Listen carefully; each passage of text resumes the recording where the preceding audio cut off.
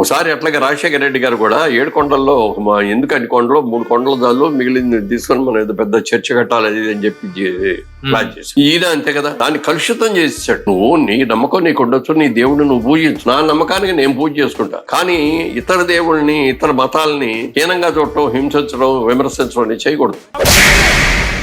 రాజశేఖర రెడ్డి గారు 3 కొండలు చాలు 4 కొండల చర్చి కడతానంటే మీ తాతతో చెప్పినాడా, మీ నాయనతో చెప్పినాడా? ఆ తిరుమల గురించి రాజశేఖర రెడ్డి గారు ఏమన్నారో నేను చెప్తాను చూడండి. 7 కొండలు వాస్తవాలు. తిరుమల 2 కొండల పరిధిలోకి రాదని 3వ కొండ పరిధిలోకి వస్తుంది కాబట్టి పంచాయతీ ఎన్నికలు నిర్వహించాలని 2005లో బాబు మనిషి జయచంద్ర నాయుడు అనే వ్యక్తి నవంబర్ 4, 1965లో ఇచ్చిన GO number 1784, GO number 1605 December 2, 1975 court చేస్తూ కోర్టులో కేసు వేశాడు. అప్పుడు నాటి సీఎం వైఎస్ ధార్మిక క్షేత్రంలో ఎన్నికలు నిర్వహించకూడదని తిరుమల పరిధిని 2 కొండల నుంచి 7 కొండలకు మార్చుతూ జీవో నెంబర్ 746 ఇచ్చారు.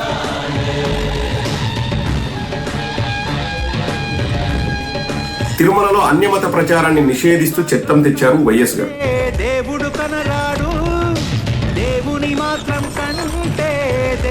ఇక మానవత్వమే నా మతం అని అన్ని మాటలను సమానంగా చూశాడు జగన్. పాదయాత్రకు ముందు తిరుమల వెంకటేశ్వర స్వామిని దర్శించుకున్నారు జగన్. పాదయాత్ర తర్వాత కాలినడకన దర్శించుకున్నారు మళ్ళా తిరుమలకు వెళ్లి.